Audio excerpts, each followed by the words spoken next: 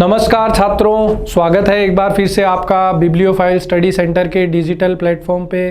दोस्तों, mock test number 025813 का solution आज करने वाले हैं। ध्यान दीजिए, पहला क्वेश्चन आपकी स्क्रीन पे आ चुका है। दोस्तों, आपको एरर फाइंड आउट करना है। कह रहा है I have decided to wait in the cafeteria until she will come out. कह रहा है कि हम जो है निर्णय कर चुके हैं कैफेटेरिया में इंतज़ार करने का। कह रहा है कि मैं जो है निर्णय कर चुका हूँ कैफेटेरिया में इंतज़ार करने का until she will come out, जब तक कि वो जो है बाहर नहीं आ जाती। तो I have decided to wait in the cafeteria until she will come out. तो अंटिल शी, देखिए यहाँ पर ध्यान दीजिएगा, आपको एक कनेक्टर नज़र आ रहा है। तो जो कनेक्टर है वो क्या है? अंटिल। तो दोस्तों, अंटिल की अगर बात करें तो ये समय के लिए आता है। किसके लिए आता है? समय, यानी टाइम। उसी प्रकार से एक और वर्ड आपने सुना होगा, अनलेस। ये भी कंडीशनल वर्ड है दोस्तों, और ये भी आपको क्या बताता है? कंडीशन बताता है। और ये अंटिल जो है ये टाइम बताता है, और अनलेस क्या बताता है? कंडीशन। अनलेस जो है वो नेगेटिव वर्ड है, तो एक चीज़ ये भी आपको ध्यान रखनी है। और एक पॉपुलर क्वेश्चन एसएससी यहाँ से काफ़ी पूछता है, तो आपको ध्यान रखना है कि अनलेस अगर किसी क्लॉज में आ गया तो उस क्लॉज में फिर हम लोग नॉट का यूज़ नहीं करते हैं। क्यों? क्योंकि सुपरफ्लुअस एरर हो जाएगा। अनलेस खुद नेगेटिव है तो उसके साथ नॉट लगाने की आवश्यकता नहीं है। अब देखो यहाँ पर जो आपको दे रखा है कि I have decided to wait in the cafeteria, कि मैं निर्णय ले चुका हूँ कैफेटेरिया में वेट करने का until she will come out, जब तक कि वो बाहर नहीं आती। तो ये वाला जो पार्ट है until she will come out, ये आपका कंडीशनल क्लॉज है। तो ये प्रेजेंट सिंपल में लेना पड़ेगा आपको। किस में लेना पड़ेगा? प्रेजेंट सिंपल में। तो until she will come out की जगह क्या करेंगे? Unless she comes out. एक तो ये तरीका है कि मैं तब तक इंतज़ार करूँगा जब तक कि वो बाहर नहीं आ जाती, समय के हिसाब से। अगर आप इसको कंडीशन में ले जाएं तो आप यहाँ जो है अंटिल को किस में चेंज कर सकते हैं? अनलेस, और अनलेस शी कम्स आउट। ये तरीके से भी आप इसको बना सकते हैं। तो ये चीज़ आपको ध्यान रखनी है। तो वो फ्यूचर सिंपल जो है वो बेसिकली किस में तब्दील हो जाएगा? प्रेजेंट सिंपल में तब्दील हो जाएगा। ये इसमें एरर है पार्ट सी के अंदर। अगला देखो, इसमें भी आपको एरर फाइंड आउट करना है, सेंटेंस के किस भाग में गलती है। कह रहा है as I spoke the children were laughing for my cleverness. ये प्रेपोजिशन का एरर है। हम लोग जब प्रेपोजिशन चैप्टर पढ़ते हैं तो वहाँ पर फिक्स प्रेपोजिशन में हम लोग ये पढ़ते हैं कि लाफ जो वर्ब है, लाफ जो वर्ब है जिसका मतलब क्या होता है? हंसना, उसके साथ फिक्स प्रेपोजिशन कौन सा यूज़ किया जाता है? एट यूज़ किया जाता है। तो यहाँ लाफिंग फॉर नहीं होगा, लाफिंग एट होगा। As I spoke the children were laughing at my cleverness. ठीक है, चलिए आगे देखते हैं। अगला है, कह रहा है the dash chapter of the book shows science of hurry, sings of hurry. क्या कह रहा है कि the dash chapter of the book shows sings of hurry. Sings नहीं है, यहाँ साइंस है, कि साइंस का मतलब होता है कि लक्षण। तो कह रहा है कि चैप्टर जो डैश चैप्टर है किताब का, वो आपको जल्दीबाजी के लक्षण दिखा रहा है कि वहाँ पे जल्दीबाजी हुई है, कोई मिस्टेक होगी, एरर। तो द लेटर चैप्टर, देखो लेटर जो है वो उसका मतलब तो क्या होता है? बाद वाला। तो ये तो टाइम के कॉन्टेक्स्ट में आता है। तो यहाँ टाइम का तो कोई कॉन्टेक्स्ट है नहीं कि पहले या बाद में। बिहाइंड्स का मतलब होता है पीछे, तो ये भी यहाँ पर करेक्ट मीनिंग कन्वे नहीं करेगा। बिहाइंड्स कुछ होता भी नहीं है, बिहाइंड होता है मेनली। बैक का भी मतलब क्या होता है? पीछे। आखिरी, ये एप्रोप्रिएट एडजेक्टिव यहाँ पर आ सकता है। चैप्टर नाउन के लिए सबसे एप्रोप्रिएट एडजेक्टिव यहाँ क्या हो जाएगा? लास्ट, कि जो अंतिम चैप्टर है उसके अंदर जल्दीबाजी के लक्षण नज़र आ रहे हैं, उसमें कुछ गड़बड़े हुई है। साथ ही आपको ये भी ध्यान रखना है कि ये फर्स्ट, लास्ट, ये सारे ऑर्डिनल एडजेक्टिव होते हैं, और इनसे पहले कौन सा आर्टिकल हमेशा यूज़ किया जाता है? द। ये क्वेश्चन भी एग्जाम में कई बार पूछ लिया जाता है। अगला देखो, हमको क्या बताना है? बेस्ट एक्सप्रेसेस, यानी पर्यायवाची सिनोनिम बताना है। वर्ड क्या है? एसिमिलेट। वर्ड क्या है? एसिमिलेट। देखो दोस्तों, एसिमिलेट का मतलब होता है कि किसी चीज़ को हम लोग क्या कर रहे हैं? इकट्ठा कर रहे हैं, या किसी चीज़ को अपने समझने का प्रयास कर रहे हैं, या किसी चीज़ को सोखने का प्रयास कर रहे हैं। देखिए एक्सक्लूड का मतलब होता है किसी चीज़ को छोड़कर, एक्सक्लूड का मतलब होता है छोड़कर, किसी चीज़ को हटाकर। ओवरलुक का मतलब होता है किसी चीज़ को अनदेखा करना, ओवरलुक का मतलब क्या होता है, अनदेखा करना, ये वर्ब है मेनली। असेंबली, आप जानते हैं कि असेंबली जो है का मतलब होता है लोगों का जमावड़ा। जैसे स्कूल में असेंबली होती थी, सुबह सुबह सब लोग इकट्ठा होकर प्रार्थना करते थे, तो असेंबली मतलब लोगों का एक जमावड़ा।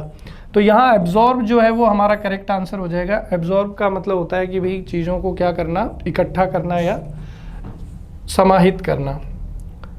अगला देखिए, हमें सिनोनिम बताना है। सिनोनिम किसका बताना है, विम्फर का। दोस्तों विम्फर का मतलब होता है रोना, विम्फर का मतलब क्या होता है, रोना।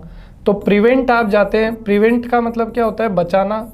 पैसिफाई का मतलब होता है किसी को शांत करना, कोई अगर नाराज़ हो गया, गुस्सा हो गया है तो उसको शांत करना, उसको हम लोग पैसिफाई बोलते हैं। लाउड का मतलब होता है तेज़ ध्वनि, लाउड का मतलब क्या होता है, तेज़ ध्वनि। और वीप का मतलब रोना, तो ये इसका हमारा सिनोनिम हो जाएगा। अगला देखिए, अपोजिट बताना है। वर्ड क्या है अपने पास, एब्निगेशन है। दोस्तों एब्निगेशन का मतलब होता है किसी चीज़ को अस्वीकार करना, एब्निगेशन का मतलब होता है अगर इसको हिंदी में अपन लिखें तो लिखेंगे अस्वीकार्यता, क्योंकि नाउन है, कैसे पता चलेगा नाउन है, TIO है ना लास्ट में। तो एब्निगेशन का मतलब होता है अस्वीकार्यता, किसी चीज़ को स्वीकार नहीं करना। तो अपोजिट क्या हो जाएगा, एक्सेप्टेंस। एक्सेप्टेंस का मतलब होता है स्वीकार्यता, किसी चीज़ को स्वीकार करना।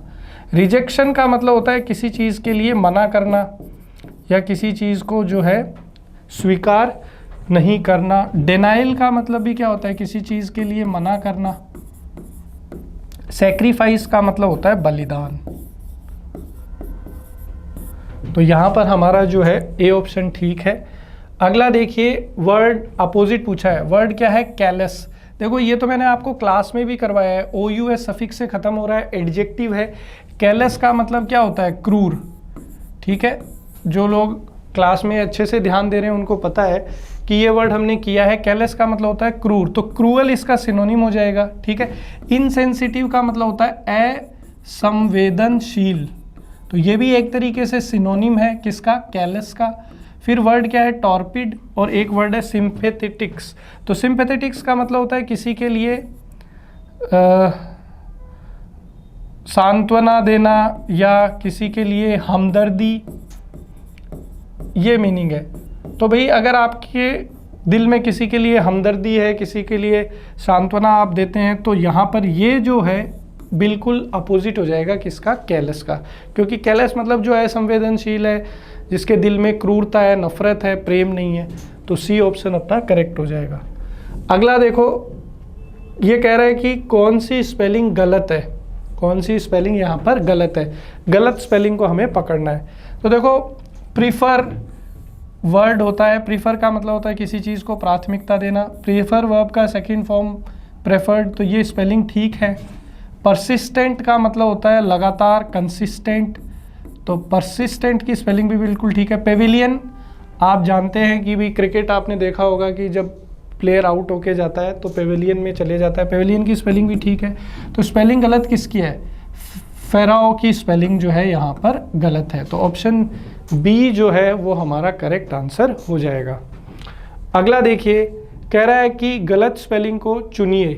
तो गलत स्पेलिंग कौन सी हो सकती है, तो एक वर्ड है शेकल, एक है पैम्पस, एक है ट्रेमल और एक है पैम्फलेट। देखिए पैम्फलेट आपने सुना होगा, क्या होता है पैम्फलेट। तो दोस्तों पैम्फलेट जो है बेसिकली जो हम लोग एडवर्टाइजिंग करते हैं, तो इधर उधर जो पन्ने बांटते हैं उनको अपन पैम्फलेट बोलते हैं। तो ये स्पेलिंग जो है बिल्कुल ठीक है। ट्रेमल की स्पेलिंग बिल्कुल ठीक है, डबल एम ही आता है, इसमें ध्यान रखना। पैम्पस जो है वो घास का मैदान होता है, उसको बोलते हैं, ये स्पेलिंग भी ठीक है। तो यहाँ पर शेकल की स्पेलिंग जो है ये गलत है। तो हमारा जो आंसर है 84 का वो कौन सा हो जाएगा, ऑप्शन फर्स्ट। अगला जो है वो कह रहा है कि ये जो स्टेटमेंट दे रखा है इसका हमें एक शब्द में क्या है। तो एक ग्रुप ऑफ बैजर्स, बैजर्स का जो ग्रुप होता है उसको हम लोग क्या बोलते हैं वो हमें बताना है। तो दोस्तों बैजर्स जो है मेनली अपन किसको बोलते हैं, एक मछली की तरह का ही एक जानवर आता है तो उसके लिए जो वर्ड है वो क्या हो जाएगा, शोल हो जाएगा, ग्रुप ऑफ बैजर्स। तो बी ऑप्शन जो है वो हमारा यहाँ पे करेक्ट आंसर है। अगला देखिए, कह रहा है कि ये जो सेंटेंस आपको दिया है इसको एक शब्द में क्या बोल सकते हैं, वन वर्ड का ही क्वेश्चन है। कह रहा है लैकिंग वाइगर और इफेक्टिवनेस, कह रहा है जिसमें ऊर्जा की कमी हो, ऊर्जा की क्या हो, कमी हो, ऊर्जा की कमी हो, उसको हम लोग क्या बोलते हैं, तो फ्लेसिड बोलते हैं, मैनेकल बोलते हैं, ब्रेजन बोलते हैं, या बोलते हैं प्लेसिड। प्लेसिड जो वर्ड है इसका मतलब होता है दोस्तों शांत।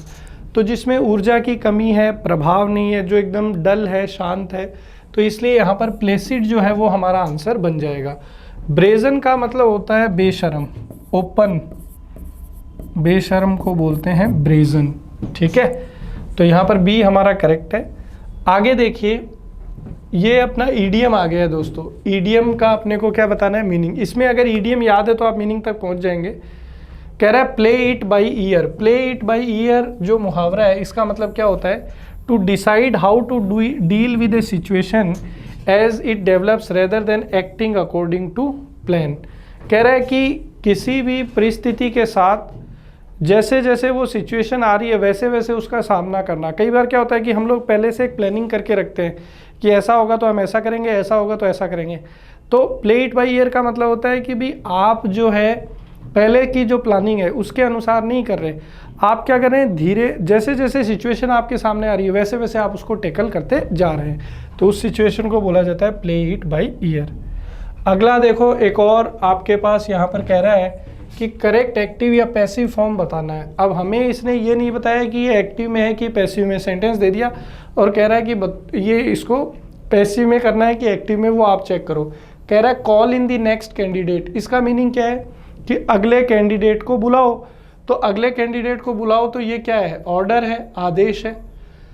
अब कुछ लोग इसको रिक्वेस्ट समझने की गलती कर सकते हैं। तो मैंने आपसे पहले भी कहा है कि रिक्वेस्ट तभी डिसाइड होता है जब सेंटेंस में क्या मिला हुआ हो, प्लीज़ मिला हुआ हो, या क्या मिला हुआ हो, काइंडली मिला हुआ हो। तो प्लीज़ और काइंडली तो है नहीं, मतलब आदेश है। और आदेश जो है वो कौन से सेंटेंसेस में होता है, इम्पेरेटिव सेंटेंस में। किस में होता है, इम्पेरेटिव सेंटेंस में। अब इम्पेरेटिव सेंटेंस जो है उसको जब पैसिव में चेंज करते हैं तो वो किससे चेंज किया जाता है, लेट। तो यहाँ पर लेट आएगा और फिर उसके बाद में हमारा ऑब्जेक्ट क्या है, द नेक्स्ट कैंडिडेट, तो वो लिखा जाएगा। तो लेट द नेक्स्ट कैंडिडेट, इतना आ गया। फिर उसके बाद में बी के बाद में थर्ड फॉर्म आती है, तो कॉल की थर्ड फॉर्म क्या हो जाएगी, कॉल्ड। तो ये हमारा आंसर है। अब आप देख लो कौन से ऑप्शन में है, तो ये देखो ऑप्शन बी आपको यहाँ डी सॉरी मिल रहा है। अब यहाँ कॉल्ड इन क्यों लिया, क्योंकि भाई कॉल इन का मतलब होता है कि किसी को बुलाना, प्रेपोजिशन उसके साथ लेंगे, तो वर्ब पे एंड नहीं करेंगे और प्रेपोजिशन पे हम लोग इस सेंटेंस को यहाँ पर एंड कर देंगे।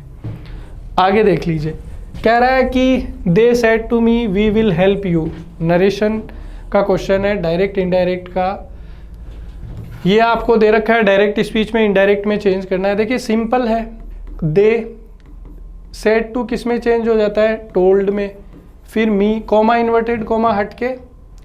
अब ये first person according to subject, तो ये प्लूरल फॉर्म में आ जाएगा। दे विल किस में चेंज हो जाएगा, वुड में।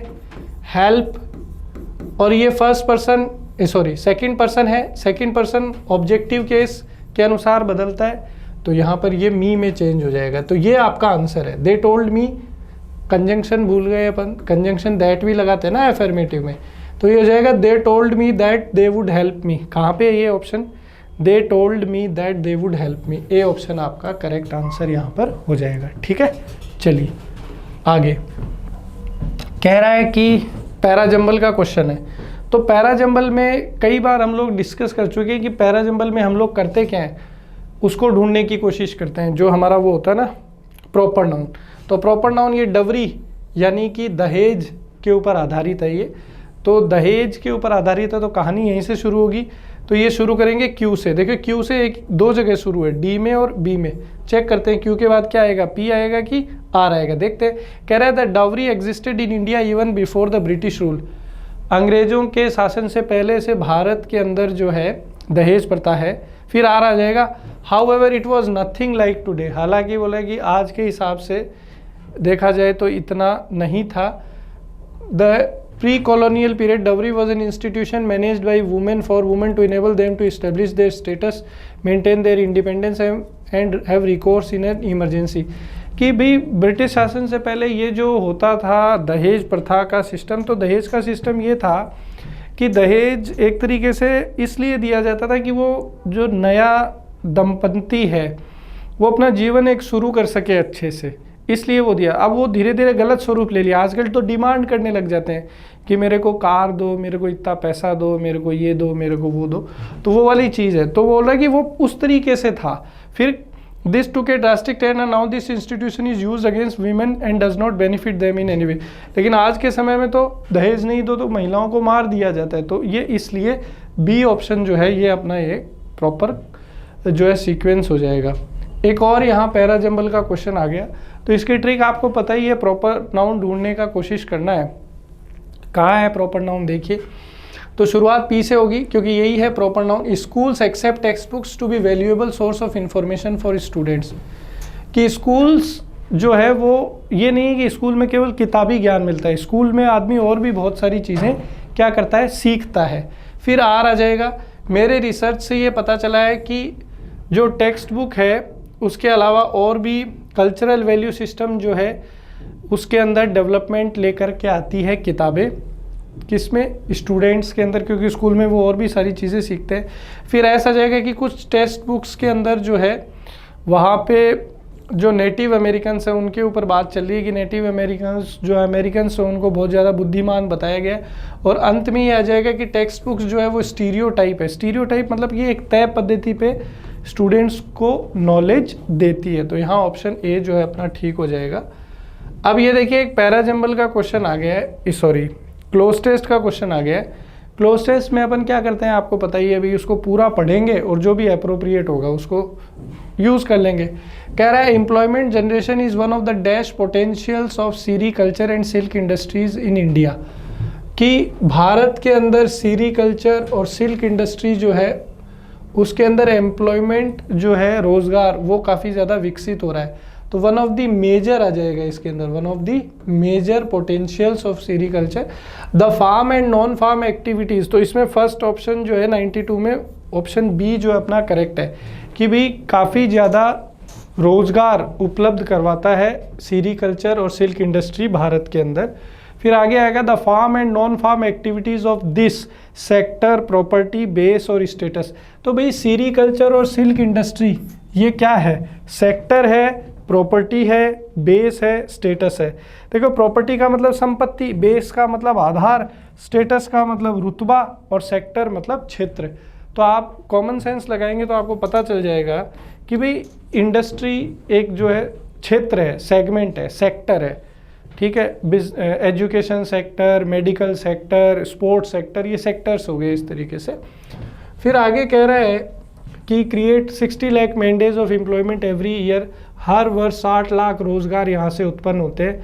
The industry helps to create an egalitarian distribution of income as it transfer a greater share of its wealth from high end urban customers to poor artisan dash. अब ये कह रहा है कि हर साल बहुत लाखों लोगों को यहाँ से नौकरी मिलती है, उनको जॉब मिलता है, और जो गरीब क्लास के लोग हैं उनको भी जो है वहाँ पे काम मिलता है। तो द पुअर आर्टिसन मेजर्स होगा, स्कूल्स होगा, स्टेट्स होगा, क्लासेस होगा। तो पुअर क्लासेस होगा यहाँ पे मतलब गरीब वर्ग की बात हो रही है कि जो गरीब वर्ग है उनको वहाँ पे काम धंधा मिलता है। In West Bengal more than 1 lakh dash, more than 1 lakh क्या है, फैमिली, फैमिलीज, स्टेटस और वर्ड्स। तो भाई सीधी सी बात है, परिवार जो है वो उससे चल रहे हैं। तो यहाँ पर उसकी बात होगी कि बंगाल के अंदर 1 लाख से ज़्यादा परिवार जो है वो सेरीकल्चर एक्टिविटीज़ से जुड़े हुए, जबकि कर्नाटक जो है is the dash with the largest number of families. Karnataka क्या है, स्टेट है ना, राज्य है। तो यहाँ पर डी हो जाएगी कि कर्नाटक राज्य में जो है सबसे ज़्यादा लोग जो है इस कार्य से जुड़े हुए हैं, किससे, सेरीकल्चर से। अगला देखिए नो सब्सटीट्यूशन का आ गया। कह रहा है there are 2 less space for Naveen to park his car in front of the shop. कह रहा है कि दुकान के सामने पार्क करने के हिसाब से नवीन के पास जो है काफ़ी कम वो है, जगह है। तो देयर आर 2 लेस स्पेस तो देयर आर, इसमें क्या अपने को चेंज करना चाहिए वो देखा है। तो देखो देयर के बाद में यहाँ पर आ रखा है आर, ठीक है।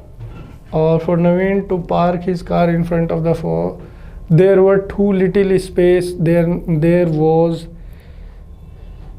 Was so few space. देखिए फ्यू स्पेस तो आ ही नहीं सकता क्योंकि ये तो काउंटेबल नाउन के लिए आता है, ये अनकाउंटेबल नाउन है। और देयर वर टू लेस। अब देखो ये जो वर्ब यहाँ पर है, आप ध्यान दीजिए, जो कॉन्सेप्ट है वो क्या है। अगर कोई सेंटेंस हियर या देयर से शुरू होता है तो उसके अंदर जो वर्ब होती है वो प्रीसीड करती है सब्जेक्ट को। यहाँ पर हियर और देयर से जब सेंटेंस शुरू होता है तो ये सब्जेक्ट नहीं है, ये तो एडवर्ब ऑफ प्लेस है। तो जो मेनली सब्जेक्ट होता है वो आगे होता है, उस पर डिपेंड करती है वर्ब। अब यहाँ पर ये जो स्पेस है ये अनकाउंटेबल नाउन है। अनकाउंटेबल नाउन कैसा होता है? सिंगुलर। ये चीज़ आपको समझनी है। अब अनकाउंटेबल सिंगुलर है तो प्लूरल वर्ब नहीं आ सकती, तो प्लूरल वर्ब नहीं आ सकती मतलब नो इम्प्रूवमेंट भी चला गया। अब दो जगह है सिंगुलर वॉज और वॉज, लेकिन फ्यू अनकाउंटेबल के साथ नहीं आ सकता, तो यहाँ पर लिटिल आएगा, तो डी जो है वो अपना आंसर बन जाएगा। ठीक है, अच्छा क्वेश्चन था, कॉन्सेप्चुअल क्वेश्चन था। अगला देखिए, कह रहा है कि Lata told to her team leader that she would be leaving office early as she had some urgent personal work. यहाँ पर क्या लिखा हुआ है? Urgent personal work.